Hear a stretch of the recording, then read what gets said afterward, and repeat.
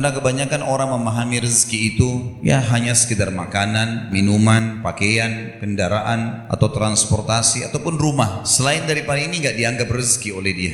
Sehingga banyak sekali orang yang tidak tahu kalau dia sedang kaya raya. Lidah kita bisa membedakan antara rasa, mana yang pahit, mana yang asin, mana yang pedas, mana yang manis dalam waktu seketika. Sebuah rezeki yang tidak bisa terhinggai. Ada orang subhanallah gajinya 2 juta 1 bulan, tapi cukup dia hidup, anaknya 2, mertuanya numpang sama dia atau orang tuanya. Ada orang 50 juta per bulan, nggak cukup-cukup.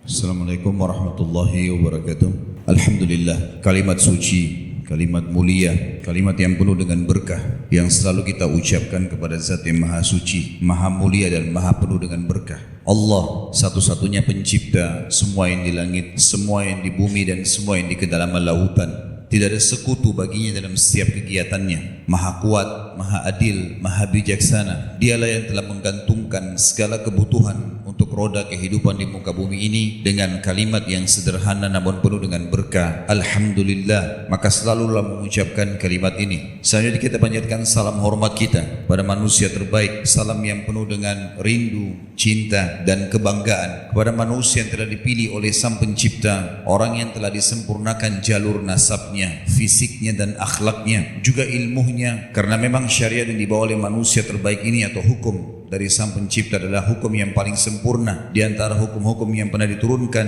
di muka bumi ini. Allah sebagai pencipta bersama malaikatnya mengucapkan salam hormat kepada manusia terbaik ini dan dijadikan ibadah untuk orang-orang beriman. Maka sangat wajar kalau kita selalu membacakan salawat dan taslim kepada Nabi besar Muhammad sallallahu alaihi wasallam. Saudaraku seiman, sebelum saya mulai materi yang akan kita sampaikan, saya mengingatkan diri saya dan juga saudara semua kalau ilmu adalah memang asas dalam agama kita. Majelis ilmu wajib ada, bukan pilihan, dan wajib dihadiri, bukan karena suruhan atasan, bukan karena suruhan teman-teman, tapi memang karena ingin mengetahui. Tidak ada ruginya seseorang yang berilmu, bahkan dia selalu beruntung. Dengan ilmu maka iman akan ada di dalam hati seseorang, dan kalau iman sudah ada maka segala sesuatunya bisa berubah menjadi lebih baik. Penakut menjadi pemberani, orang bodoh menjadi pintar, orang yang pelit menjadi dermawan, dan seterusnya. Ilmu hanya akan menghiasi fisik dan akhlak, juga perilaku seseorang menjadi jauh lebih baik, jauh lebih dihormati oleh sesama manusia dan juga mulia di sisi Allah.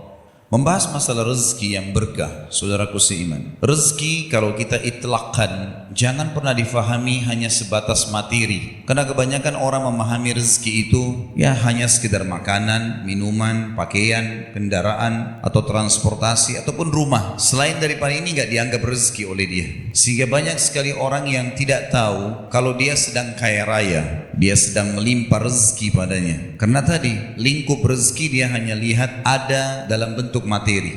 Saya akan rincikan misalnya. Setiap saat teman-teman sekalian bangun tidur bisa melihat sesuatu, bisa membedakan warna-warna. Bahkan saya sekarang bisa melihat kepada jemaah sekalian dan jemaah melihat ke saya, ini sebuah rezeki yang tidak terhingga. Penglihatan seseorang, cahaya yang bisa ditangkap oleh matanya sehingga dia bisa memantulkan kembali apa yang dia jadikan sebagai targetnya. Ini sebuah nikmat. Bukankah seseorang di antara kita walaupun punya miliaran rupiah tapi matanya buta, dia kesulitan? Bukankah kalau kita balik seseorang yang penglihatannya terang, kemudian penglihatannya mau dicabut, diganti, dibutakan, dibayar miliaran, dia menolak? Alhamdulillah kita masih punya mata yang luar biasa. Sudah pernah berpikir belum kalau itu ternyata rezeki yang tidak terhingga? Telinga kita bisa berfungsi. Bayangkan dengan orang-orang yang tuli, setiap orang berbicara dia tidak ngerti apa yang diucapkan, sehingga harus memberikan isyarat. Dengan nikmat yang sangat besar, gendang telinga yang sangat kecil, kita bisa mendengar suara, tahu ini suara yang membahayakan atau suara yang malah membuatnya nyaman. Lidah kita bisa membedakan antara rasa, mana yang pahit, mana yang asin, mana yang pedas, mana yang manis dalam waktu seketika. Sebuah rezeki yang tidak bisa terhinggai. Bukankah seseorang kalau lagi sakit lidahnya pahit, dia nggak bisa rasa apa-apa? Apa gunanya seseorang punya miliaran uang tapi buta, tuli, nggak punya rasa di lidahnya? Hidung kita masih bisa membedakan, saudara seiman, mana bau busuk, mana bau wangi dalam waktu yang seketika. Sudah pernah berpikir belum kalau itu adalah sebuah nikmat yang luar biasa. Sekarang makanan yang kita pilih, minuman yang kita pilih, kalau kita konsumsi, pernah nggak kita punya andil sedikit saja di dalam proses pencernaannya? Pada saat kita meminum yang manis misalnya, atau kita minum yang hangat ataupun yang dingin, maka kita cuma tahu memilih dan menikmati, nggak lebih daripada itu. Pilih minuman ini, pilih makanan ini, kemudian kita konsumsi. Begitu masuk ke dalam tenggorokan kita, ukuran sepertiga jari, kita sudah tidak punya andil lagi di situ. Tiba-tiba terproses dengan sangat luar biasa, tercerna mana tadi makanan dan minuman itu yang jadi nutrisi tubuh, mana yang akan jadi kotoran sehingga dikeluarkan dalam bentuk ringat, air seni ataupun tinja. Saya yakin kalau kita tahu dalam satu piring makanan mana yang akan jadi kotoran, mana yang akan jadi nutrisi tubuh kita, tidak akan makan yang akan jadi kotoran. Tapi kuasa Sang Pencipta yang luar biasa. Bukankah seseorang di antara kita tiap hari menikmati pada saat dia mau ke kamar kecil, dia kebelet kencing misalnya, dia langsung kamar mandi, dia buang air kecilnya, dia tidak berpikir jauh, ternyata itu adalah sebuah bak kotoran yang harus dia keluarkan. Ada orang nggak bisa kencing, kena penyakit kencing batu misalnya, susah mau kencing, teriak-teriak kesakitan. Kita bertahun-tahun menikmati itu semuanya, buang air besar. Ada orang kembung perutnya, nggak bisa keluarin angin, nggak bisa keluarkan kotoran, tapi kita bisa dengan mudahnya. Mungkin dalam satu hari bahkan beberapa kali kita lakukan. Dan sekian banyak hal yang luar biasa. Sehelai rambut saja di kepala kita itu sebuah nikmat yang luar biasa. Sekarang di Amerika, khusus bagi orang-orang yang rambutnya rontok dan tidak bisa tumbuh, itu untuk menanam satu rambut ada biayanya $10. Rambut kita ini di kepala tiap hari kita bisa pegang, mandi, sampoin, sisir. Berapa helai rambut di kepala kita? Pernahkah kita syukuri semua ini teman-teman sekalian? Nikmat yang luar biasa yang tidak bisa terhingga. Ini sebuah rezeki yang besar. Makanya pernah ada seseorang datang kepada seorang syekh di Saudi. Orang miskin, menurut dia sangat susah hidupnya, makan masih minta-minta sama orang. Menurut pandangan dia, rezeki itu hanya materi. Maka dia datang ke majelis, selalu dia mengatakan, syekh, kalau syekh ini kalau kita di Indonesia kiai, saya ini orang miskin, minta bantuan. Syekhnya, kalau kita di Indonesia ini kiainya, ingin memberikan pendidikan kepada orang ini. Dia bilang, kamu orang kaya. Dia bilang, saya orang miskin. Syekhnya mengatakan lagi, kamu orang kaya. Dia ulangi lagi, saya orang miskin. Kata syekhnya, kamu orang kaya. Dia bilang, demi Allah saya orang miskin. Kata syekhnya, demi Allah kau orang kaya. Kaget dia. Dia bilang, syekh, kenapa anda lebih yakin kalau saya orang kaya sementara saya tahu keadaan saya secara ekonomi miskin? Kata syekhnya, memang kamu kaya raya? Mau saya hitungkan kekayaan kamu? Dia bilang, iya. Kamu punya berapa jari? Saya punya 10 jari. Mau nggak satu jarimu saya potong? Saya bayar 1 juta rial, 2,5 juta, 3,5 miliar. Satu jari kamu saya potong, saya bayar 1 juta rial. Mau nggak? Sisa 9 nanti. Oh saya nggak mau syekh. Kamu punya 10 jari, kamu punya 10 juta rial. Baik. Mau nggak matamu satu saya congkel? Saya kasih 1 juta rial. Seseorang yang dari kita sini hadir, matanya dicabut satu dikasih 1 miliar. Tapi matanya nggak ada. Dia bilang saya nggak mau. Baik. Kamu punya 2 juta rial. Kupingmu satu dipotong, nggak mau. Apa saja semua nggak mau, ditolak sama dia. Kata syekh, kau ini orang kaya raya, tinggal keluar cari makan, itu saja. Bagaimana kamu bisa nilai dirimu miskin? Ini sekaligus jawaban. Berapa banyak orang teman-teman mungkin cuma bawa becak di luar sana, mungkin cuma dorong gerobak, tapi fisiknya sehat, matanya terang, telinganya bisa mendengar, tinggal kerja bergerak hanya untuk cari makan. Ini semua karena pemahaman yang keliru tentang definisi rezeki itu sendiri. Mereka anggap rezeki itu cuma itu saja. Banyak orang teman-teman sekalian, di atas meja makan rumahnya itu mungkin ada 30 macam makanan, seperti raja-raja banyak, dia nggak bisa makan. Saya berapa kali diundang di tempat-tempat yang orang-orang yang luar biasa kaya rayanya, makanan melimpah sekian banyak, mereka cuma makan sedikit saja, nggak bisa makan banyak. Alasannya kenapa? Karena ada gula, ada ini, ada itu, segala macam penyakit, nggak bisa dinikmati sama dia. Subhanallah, kita lihat orang yang kerja tukang batu, makan setumpuk seperti gunung, tangannya kotor, makan, nggak ada penyakit tuh. Lihat bagaimana kuasanya Allah Subhanahu wa ta'ala. Kalau kita terlepas daripada belenggu ini teman-teman sekalian, belenggu pemahaman yang salah tentang masalah rezeki, kita akan selalu merasa cukup dengan apa yang ada. Ternyata luar biasa nikmatnya, gitu kan? Nikmat yang melimpah yang tidak bisa terhingga ada pada kehidupan kita ini. Bisanya melangkah kaki, bisanya berfungsi kemaluan, bisanya berfungsi telinga, penglihatan, lidah, segala macam ini nikmat yang tidak bisa terhingga. Baik, itu adalah definisi rezeki. Maka kalau kita simpulkan sebenarnya definisi rezeki adalah semua yang dibutuhkan oleh seluruh makhluk untuk roda kehidupan di muka bumi ini. Jin, manusia, hewan-hewan, tumbuh-tumbuhan. Bukan cuma kita manusia, bukan cuma kita secara pribadi, tapi seluruh manusia, seluruh jin, seluruh hewan-hewan, dari semut sampai gajah yang besar, miliaran jumlahnya, semua tumbuh-tumbuhan dari rumput sampai pohon beringin yang besar, apa yang mereka butuhkan sehingga bisa ada kehidupan di muka bumi namanya rezeki. Itu gambaran agama kita. Maka sangat luas sekali masalah rezeki itu. Kalau kita mengatakan misalnya dalam judul kita rezeki yang penuh dengan berkah, berkah artinya sesuatu yang selalu cukup. Seperti sabda Nabi SAW dalam hadis yang sahih, makanan untuk 2 orang kalau diletakkan niatnya untuk memberikan makan orang lain, maka akan cukup untuk 3 orang. Makanan yang 3 orang akan cukup untuk 4 orang. Yang 4 orang cukup untuk 5 orang. Berkah artinya Allah yang maha pemurah dan maha pengasih menjadikannya cukup. Ada orang subhanallah gajinya 2 juta 1 bulan, tapi cukup dia hidup, anaknya 2, mertuanya numpang sama dia atau orang tuanya. Ada orang 50 juta per bulan, enggak cukup-cukup. Karena yang dikejar adalah keberkahannya, dan berkah hanya datang kalau dari sumber-sumber yang benar, dari sumber-sumber yang benar. Oleh karena itu teman-teman sekalian, kita harus kerucutkan bahasan kita kepada masalah setelah definisi rezeki, kita harus tahu yang menyiapkan semua rezeki tadi, kebutuhan untuk roda di kehidupan muka bumi ini, seluruh manusia miliaran jumlahnya, seluruh jin yang miliaran jumlahnya, seluruh hewan-hewan dan tumbuh-tumbuhan, satu zat yang maha sempurna, Allah yang maha perkasa dan maha pengasih. Dan itu Allah sebutkan sendiri dalam Al-Quran. Dalam surah Az-Zariyat, surah nomor 51 ayat 56 sampai 58, A'udzubillahi minasyaitonir rajim, wa ma khalaqtul jinna wal insa illa liya'budun, ma uridu minhum min rizqi wa ma uridu minhum an yut'imun, innallaha war-razzaqu dzul quwwatil matin. Aku tidak ciptakan jin dan manusia, semua kalian miliaran jumlahnya, kata Allah, aku tidak ciptakan, adakan kalian di muka bumi ini kecuali untuk mengabdi kepadaku. Tunduk, Allah bilang kerjakan, kerjakan. Allah larang-larang. Itu tujuan penciptaan kita. Halal silakan nikmati, halal tinggalkan. Kata Allah, aku tidak pernah berharap balasan rezeki dari mereka. Allah tidak minta Allah turunkan hujan lalu kita manfaatkan hujan tersebut lalu kita kembalikan ke langit. Enggak. Allah enggak butuh Allah terbitin matahari cahayanya bermanfaat buat kita kemudian kita kembalikan lagi ke Allah, tidak. Dan aku tidak pernah, kata Allah, meminta kepada mereka makanan. Ketahuilah sesungguhnya Allah adalah zat pemberi rezeki yang tidak pernah habis stok rezekinya, dan dia sebaik-baik tempat bersandar. Di dalam sebuah hadis qudsi diriwayatkan oleh Imam Bukhari, kata Nabi SAW, Allah berfirman, wahai hamba-hambaku, sesungguhnya aku haramkan kezaliman terhadap diriku dan aku jadikan haram di antara kalian. Tidak usah ambil haknya orang lain, haram buat itu. Buat diriku aku haramkan, kata Allah, aku haramkan buat kalian. Maka jadikanlah itu sesuatu yang haram di antara kalian. Jangan sentuh wilayahnya orang lain, makanannya, minumannya, pakaiannya, apa saja jangan sentuh. Jangan cemburu pada orang lain, kata Allah. Ketahuilah, kata Allah SWT, wahai hamba-hambaku, kalau seandainya kalian semua jin dan manusia beriman kepadaku dengan satu iman. Semua kita beriman seperti Nabi Muhammad SAW.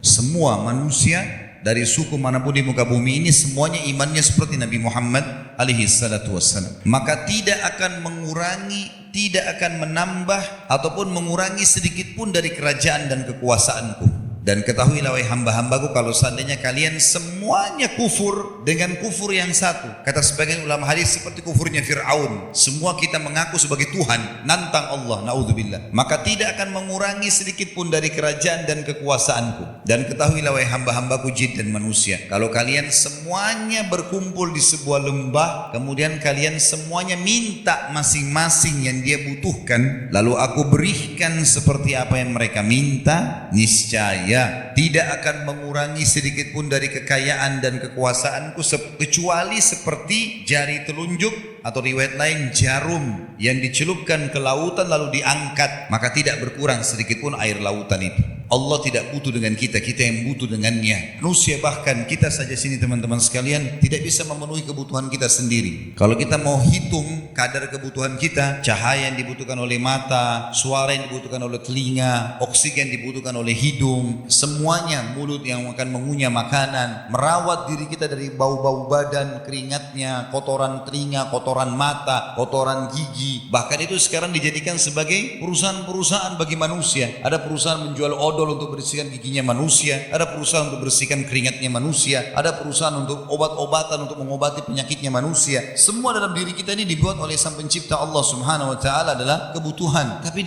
manusia tidak bisa memenuhi kebutuhannya sendiri. Satu hari saya kalau kita butuh kebutuhan kita penuhi, ini mahal sekali biayanya. Mahal luar biasa. Saya lihat subhanallah kemarin ada salah satu anak saya dirawat di rumah sakit. Pada saat anak itu kesian, alhamdulillah Allah sudah sembuhkan. Sempat dimasukkan beberapa alat yang di kaki, yang di tangan, yang di hidung, yang di segala macam. Saya sempat tanya perawat di rumah sakit, ini untuk apa aja semua ini? Oh ini untuk pernafasannya, oh ini untuk ini untuk darahnya, ini untuk ini untuk itu, segala macam hal. Itu pun masih belum ada alat yang belum dipasang karena tidak cukup tempatnya. Saya tiba-tiba berpikir pada saat itu, subhanallah, yang membuat saya tanpa alat bisa hidup. Darah di dalam tubuh kita mengalir, daging di tubuh kita dengan bertahun-tahun melekat di otot kita melekat di tulang, tidak rusak-rusak. Padahal darah itu begitu kena udara saya sedikit sudah rusak. Bagaimana bisa? Di mulut kita ada rongga, di hidung kita ada rongga. Bagaimana bisa tidak rusak semua di dalam tubuh kita ini? Kuasa Sang Pencipta Allah yang menjaga semua itu. Di dalam ayat yang lain teman-teman sekalian, Allah juga memperkenalkan dirinya sebagai pencipta. Di dalam surah Ar-Rum, surah nomor 30 ayat 40, A'udzubillahi minasyaitonirrajim, Huwallazi khalaqakum. Dialah satu-satunya Allah yang telah menciptakan kalian dan mencipta dari tidak ada menjadi ada. Jadi telur menjadi anak ayam, biji menjadi pohon, sperma, telur menjadi manusia kayak kita. Ada seseorang pernah ketemu dengan seorang salaful ummah. Dia bilang, saya juga menciptakan manusia. Dia bilang, saya juga menciptakan. Kata orang-orang di sekitarnya, apa yang kau bisa buat? Mana buktinya ciptaanmu? Dia ambil potongan daging, dipotong-potong daging tersebut, daging mentah, kemudian ditaruh di antara dua potongan kayu, ditaruh. Dia bilang, ini saya akan taruh dalam sini, kalian lihat semua. 3 hari lagi kita akan lihat ciptaan saya. Ditaruh dalam bambu kayu, kalau kita sekarang dipotong dulu ditutup. 3 hari kemudian dibuka, ternyata penuh dengan belatung daging itu. Dia bilang, ini ciptaan saya. Tadi kan tidak ada belatungnya, sekarang ada belatungnya nih. Ini saya yang buat. Tadinya nggak ada kan? Maka ada beberapa orang yang hadir di situ bilang, kalau kau yang ciptakan, bisa nggak saya tanya berapa jumlah jantan dan betina di antara belatung itu? Terus kemudian berapa banyak kadar kebutuhan makanan dan minuman yang bisa kamu berikan kepada semuanya itu? Dan terus pertanyaan dilemparkan, lebih dari 7-8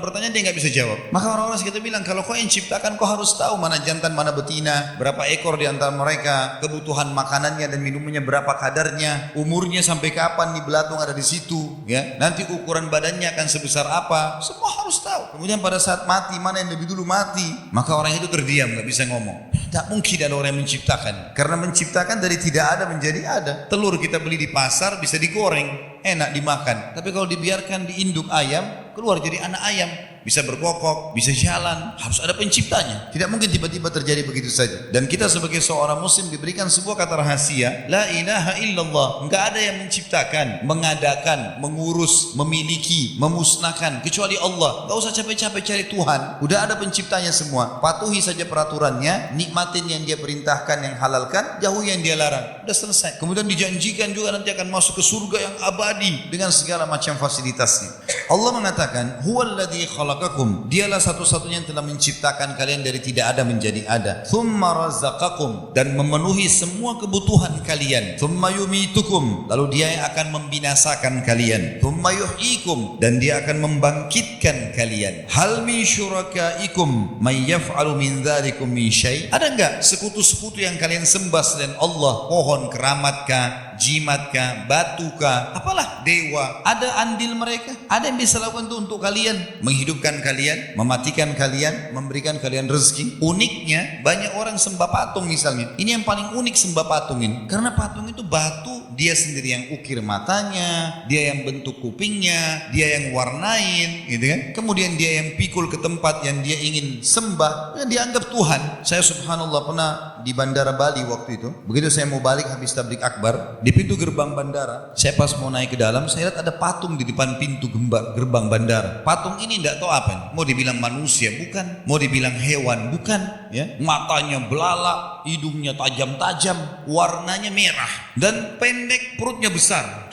Saya nggak tahu ngerti apa ini. Waktu saya tanya, oh ini dewa, dianggap Tuhan. Tuhan dari mana? Jelas-jelas patung, nggak ada manfaatnya sama sekali. Manusia yang ukir, aneh sekali. Ada yang anggap pohon keramat karena dianggap pohon tua. Pohon apa? Pohon makhluknya Allah, sama dengan pohon-pohon yang lain. Dianggap keramat, bawa sesajen, minta-minta di sana. Kuburan, batu, autan, apalah, api, semuanya ini makhluk. Kita sama dengan semua itu teman-teman sekalian sebagai makhluk. Kita sama dengan api, dengan air, dengan udara, dengan tanah, dengan hewan-hewan, dengan jin, dengan apalah, langit, semuanya sama sebagai makhluk, hanya beda fungsi saja. Kenapa harus mencari selain Tuhan Allah Subhanahu wa ta'ala? Allah memiliki banyak sekali bukti ya, tentang masalah keberadaannya. Karena Allah selalu tantang, coba apakah ada sekutu-sekutu selain saya yang kalian sembah itu yang bisa lakukan untuk kalian, bisa menciptakan kalian? Bahkan patung-patung dan apapun disembah selain Allah nggak punya andil dengan sehelai rambut kita. Bagaimana kita mau kembali kepada mereka? Subhanahu wa ta'ala amma yusyrikun. Maha suci Allah terhadap apa yang mereka sekutukan itu. Di dalam surah Ghafir atau surah Mu'min ayat yang lain, surah nomor 40 ayat 64, Allah berfirman, a'udzubillahi minasyaitonir rajim. Allahul ladzi ja'ala lakumul arda qarara. Allah lah yang telah menjadikan buat kalian bumi itu qarar, dan qarar ini punya banyak makna. Di antara maknanya adalah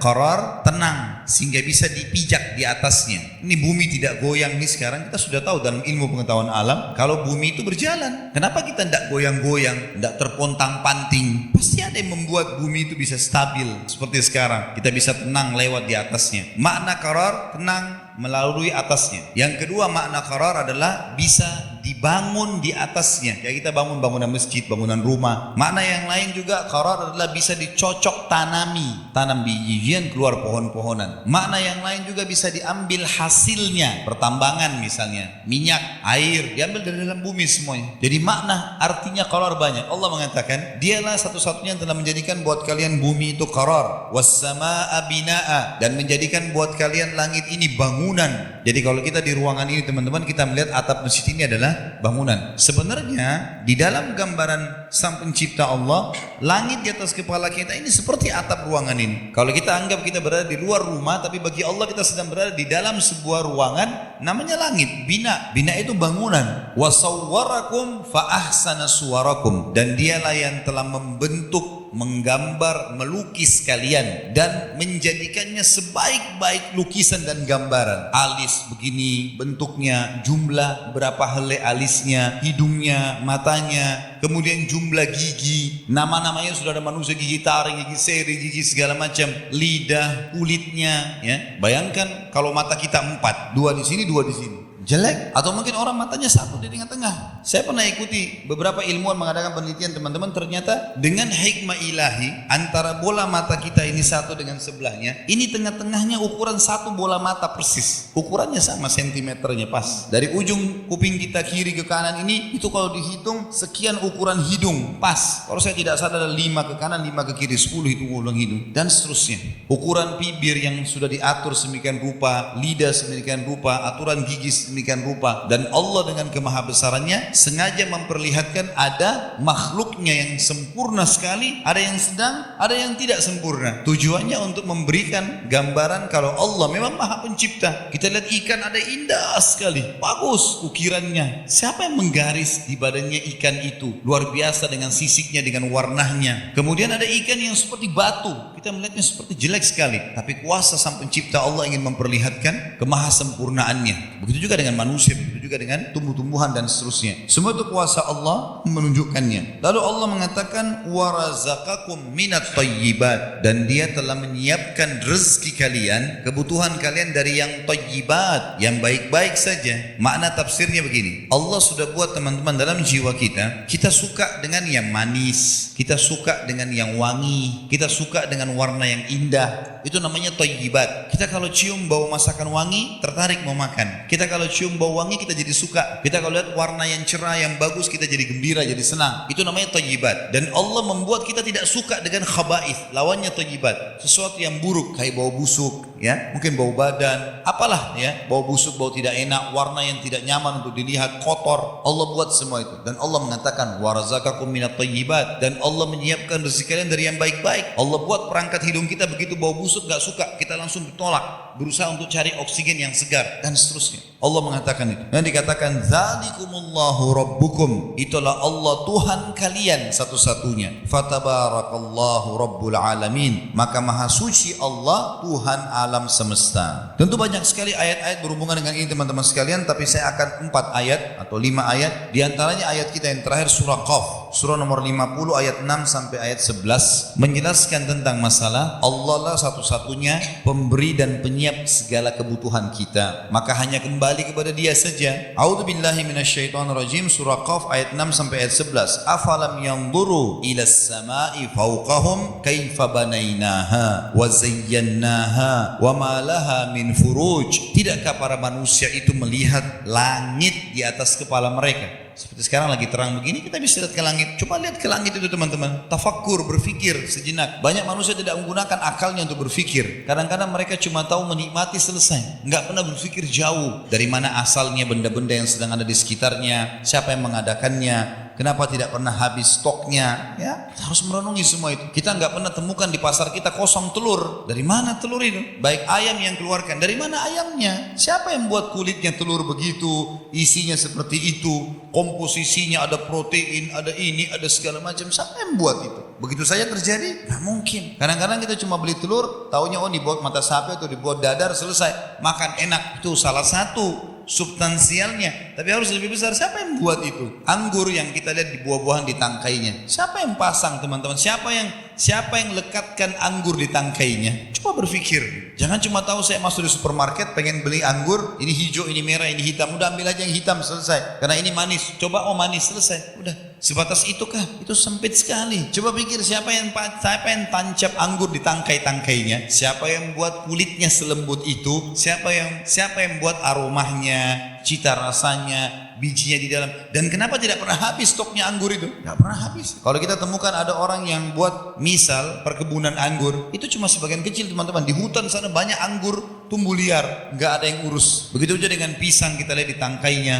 Siapa yang menata pisang itu? Antum kalau beli pisang di tangkai-tangkainya masih siapa yang tata itu begitu rapi? Begitu saja. Siapa yang buat kulitnya begitu lembut, isinya begitu? Siapa yang buat? Dan tidak pernah habis stoknya itu. Ada aja terus pisang itu, mangga, apel, durian, semua buah-buahan itu. Dari mana semua? Ada kira-kira yang bisa mengatakan, oh saya yang buat? Teman-teman tahu, orang yang membantah ketuhanan Allah itu namanya ateis. Dan orang-orang ateis ini kita simpulkan sederhana pemikiran mereka. Mereka mengatakan tidak ada Tuhan, dan mereka anggap semua ini terjadi begitu saja. Yang dianggap penduduk bumi yang paling canggih manusia. Nah sekarang kita ini manusia. Kita sekarang dianggap oleh orang ateis yang tidak ngaku Tuhan Allah, kita ini adalah makhluk yang paling luar biasa, penduduk bumi yang paling canggih. Kita mengalahkan semut, mengalahkan gajah, mengalahkan semua karena kita bisa buat bangunan, kita punya kendaraan, kita punya sekarang smartphone dan seterusnya. Baik, kita tanya sekarang manusia, kita nih hadir semua manusia. Apa andil kita teman-teman di setetes air yang kita minum? Ada yang bisa buat setetes air? Apa andil kita di sehelai rambut yang tumbuh di kepala kita? Apa andil kita di sekitar kita, di tubuh kita sendiri? Kita nggak ada andilnya sama sekali. Buka mata, ini semua sudah ada. Begitu saya terjadi tanpa ada pencipta, nggak mungkin itu. Maka ini semua harus direnungi teman-teman. Kata Allah, tidakkah mereka angkat kepala mereka ke langit? Lihat bagaimana langit kami dirikan, kami bangun dan kami hiasi dengan bintang-bintang dan tidak ada celahnya, tidak ada celah retaknya. Dalam surah Al-Mulk Allah juga mengatakan, a'udzubillahi minasyaitonirrajim, alladzi khalaqa sab'a samawatin tibaqan ma tara fi khalqir rahmani min tafawut farji'il basara hal tara min futur thumma rji'il basara karratain yanqalib ilaikal basaru khasi'a wa huwa hasir. Kata Allah, Allah lah yang telah menciptakan langit 7 lapis bersusun-susun, maka engkau tidak akan menemukan sedikit pun celah kekurangan di ciptaannya sang pencipta yang maha pemurah. Coba kamu angkat matamu ke langit, kata Allah, niscaya kamu akan turunkan pandangan matamu dari langit dalam kondisi capek, sementara kau belum menemukan sedikit pun celah kekurangannya. Dan coba angkat sekali lagi, kata Allah dalam surah Al-Mulk ayat 3, angkat lagi pandanganmu ke langit, lihat lagi, niscaya kau akan turunkan setelah kamu jenuh nanti pandangan matamu, sementara kau tidak sama sekali menemukan celah kekurangannya. Lalu kata Allah selanjutnya ayat 7-nya, wal arda madadnaha, dan bumi ini kami hamparkan, wa alqaina fiha rawasiya, dan kami tancapkan di atasnya gunung-gunung, wa ambatna fiha min kulli zaujin bahij, lalu kami sebar hewan melata, maksud dalamnya manusia, hewan-hewan semuanya berpasang-pasangan, tabsirah sebagai ilmu pengetahuan, wa dzikra dan peringatan, likulli abdin munib untuk setiap hamba yang cerdas. Wa nazzalna minas sama'i ma'an mubaraka, di ayat 8-nya, dan kami turunkan dari langit air yang penuh dengan berkah, air hujan maksudnya. Fa ambatna bihi jannatin wa habbal hasid, lalu kami tumbuhkan dengan air hujan itu biji-bijian, tumbuh-tumbuhan yang siap, tumbuh-tumbuhan dan biji-bijian yang siap untuk menjadi tanaman atau tunas yang baru. Wan nakhla basiqatin laha tal'un nadid, dan juga kurma-kurma, pohon-pohon kurma yang memiliki mayang-mayang yang banyak. Rizqan lil ibad, semua itu rezeki bagi hamba-hamba. Wa ahyayna bihi baldatan maita, dan dengan air hujan juga kami akan hidupkan negeri-negeri yang sudah mati. Ada wilayah kosong, kering, gersang, Allah turunkan hujan sebentar, setengah jam, sudah berumput, tiba-tiba langsung tumbuh. Kata Allah, kadzalikal khuruj, begitulah kami akan mengeluarkan kalian, bangkitkan kalian nanti lagi di hari kiamat. Allahu a'lam. Ini bahasan kita insyaallah, mudah-mudahan bermanfaat.